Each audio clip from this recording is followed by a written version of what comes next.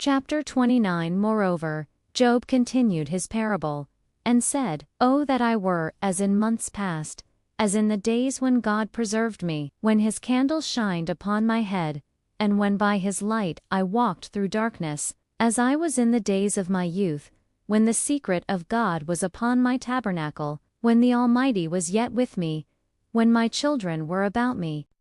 When I washed my steps with butter, and the rock poured me out rivers of oil, when I went out to the gate, through the city, when I prepared my seat in the street, the young men saw me, and hid themselves, and the aged arose, and stood up, the princes refrained talking, the nobles held their peace, and their tongue cleaved to the roof of their mouth.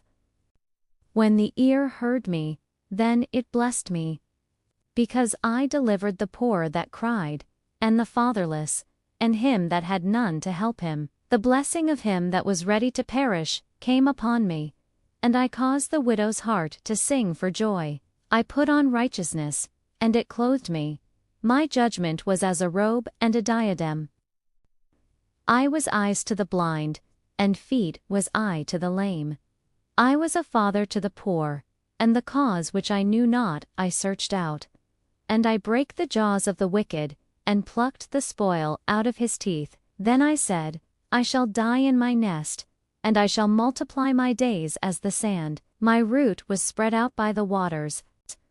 My glory was fresh in me, and my bow was renewed in my hand. Unto me men gave ear, and waited, and kept silence at my counsel. After my words they spake not again. And they waited for me as for the rain. If I laughed on them, they believed it not. I chose out their way, and sat chief, and dwelt as a king in the army. Chapter 30. But now they that are younger than I have me in derision. Yea, whereto might the strength of their hands profit me? For want and famine they were solitary. Who cut up mallows by the bushes?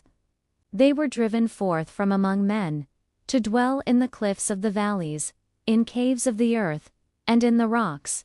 Among the bushes they brayed. They were children of fools, yea, children of base men. They were viler than the earth. And now am I their song, yea, I am their byword. They abhor me, they flee far from me. Because he hath loosed my cord, and afflicted me, they have also let loose the bridle before me. Upon my right hand rise the youth. They mar my path, they set forward my calamity. They have no helper, they came upon me as a wide breaking in of waters. In the desolation they rolled themselves upon me. Terrors are turned upon me. They pursue my soul as the wind, and my welfare passeth away as a cloud. And now my soul is poured out upon me. The days of affliction have taken hold upon me. My bones are pierced in me in the night season, and my sinews take no rest. By the great force of my disease is my garment changed. It bindeth me about as the collar of my coat. He hath cast me into the mire. I cry unto thee, and thou dost not hear me. I stand up, and thou regardest me not. Thou art become cruel to me. With thy strong hand, thou oppose thyself against me. Thou liftest me up to the wind. For I know that thou wilt bring me to death, and to the house appointed for all living. Howbeit he will not stretch out his hand to the grave, though they cry in his destruction. Did not I weep for him that was in trouble? Was not my soul grieved for the poor? When I looked for good, then evil came unto me, and when I waited for light, there came darkness. My bowels boiled, and rested not. The days of affliction prevented me. I went mourning without the sun. I stood up, and I cried in the congregation. I am a brother to dragons, and a companion to owls. My skin is black upon me, and my bones are burned with heat. My harp also is turned to mourning, and my organ into the voice of them that weep. Chapter 31. I made a covenant with mine eyes. For what portion of God is there from above? Is not destruction to the wicked? Doth not he see my ways, and count all my steps? If I have walked with vanity, or if my foot hath hasted to deceit, let me be weighed in an even balance. If my step hath turned out of the way, then let me sow, and let another eat. If mine heart have been deceived by a woman, then let my wife grind unto another.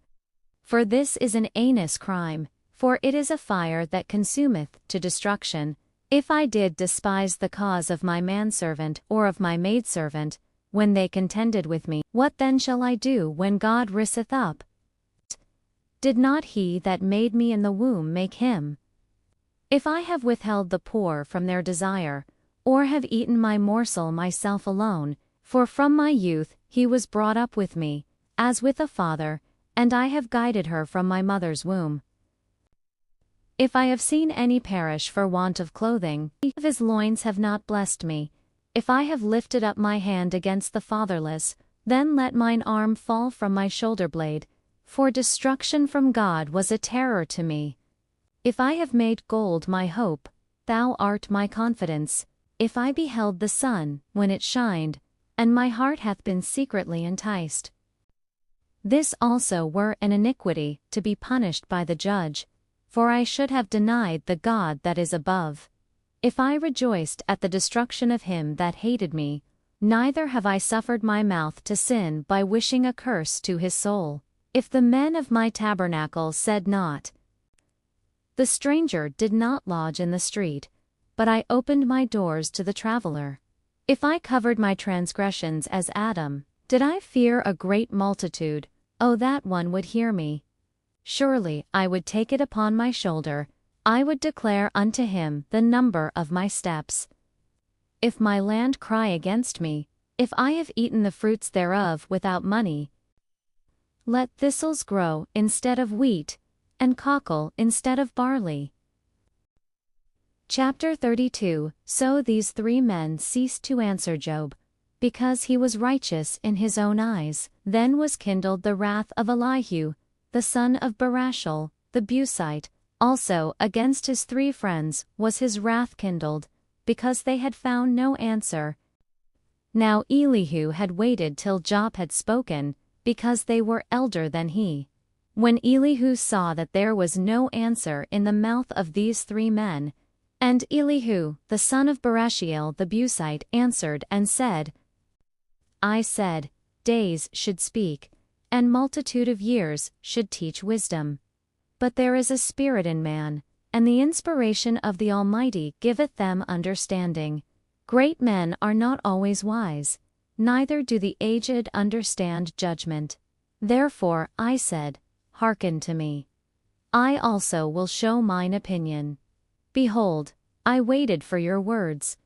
Yea, I attended unto you, lest the should say, we have found out wisdom. God thrusteth him down, not man. Now he hath not directed his words against me. Neither will I answer him with your speeches. They were amazed. They answered no more. They left off speaking, when I had waited, for they spake not, but stood still, and answered no more. I said, I will answer also my part, I also will show mine opinion. For I am full of matter, the spirit within me constraineth me. Behold, my belly is as wine which hath no vent. I will speak, that I may be refreshed. I will open my lips and answer. Let me not, I pray you, accept any man's person, neither let me give flattering titles unto man, for I know not to give flattering titles. In so doing, my Maker would soon take me away. Chapter 33. Wherefore, Job, I pray thee, hear my speeches, and hearken to all my words. Behold, now I have opened my mouth, my tongue hath spoken in my mouth. My words shall be of the uprightness of my heart, and my lips shall utter knowledge clearly. The Spirit of God hath made me, and the breath of the Almighty hath given me life. If thou canst answer me, set thy words in order before me. Stand up. Behold, I am according to thy wish in God's stead.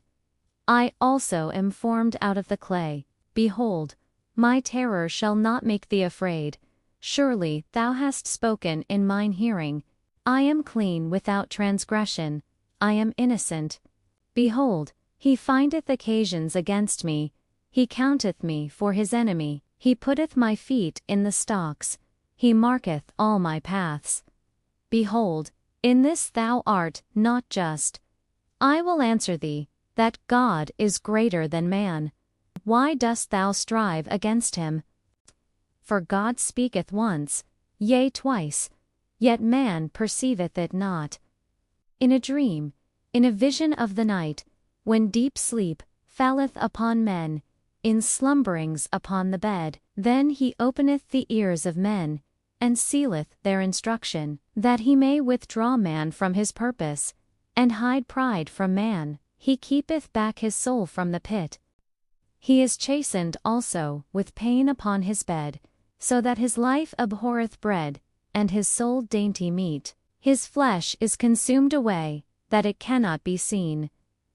Yea, his soul draweth near unto the grave.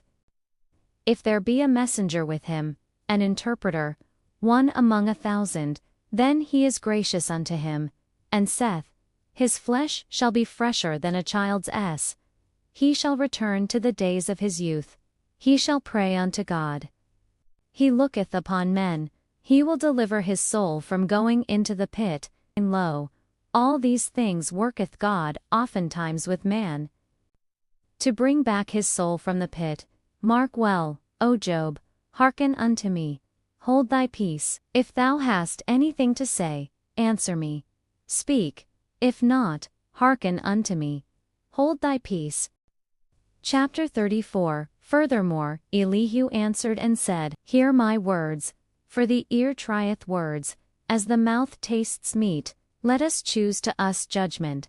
Let us know among ourselves what is good. For Job hath said, I am righteous, and God hath taken away my judgment.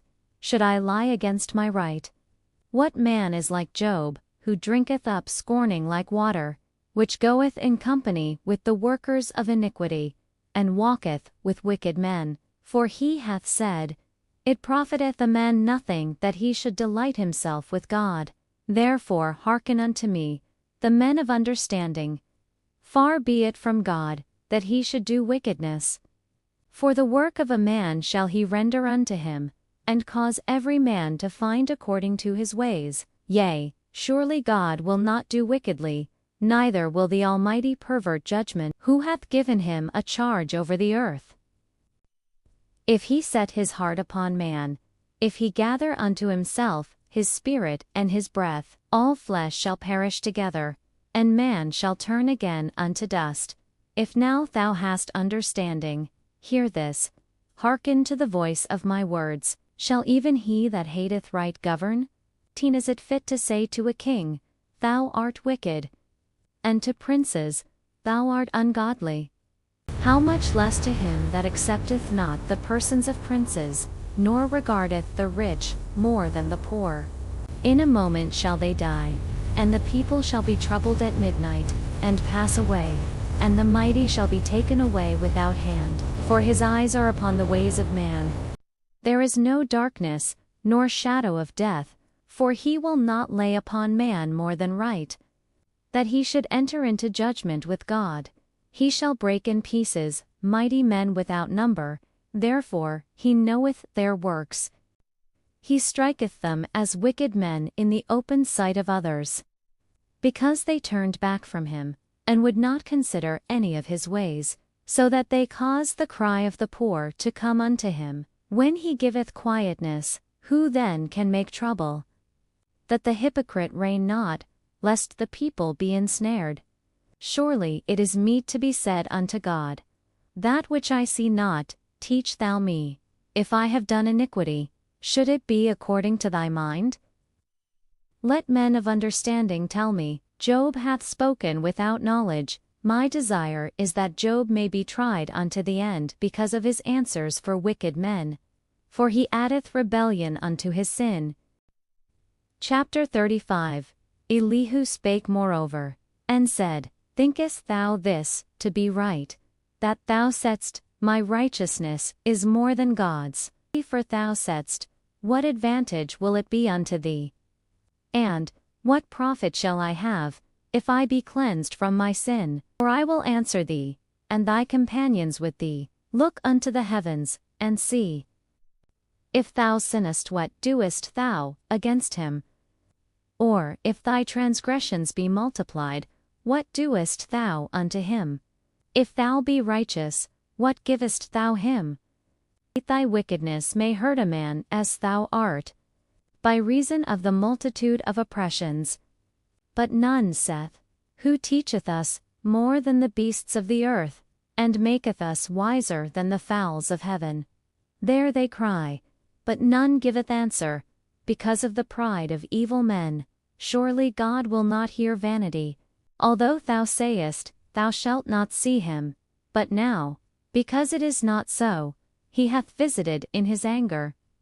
Yet he knoweth it not in great extremity, therefore doth Job open his mouth in vain.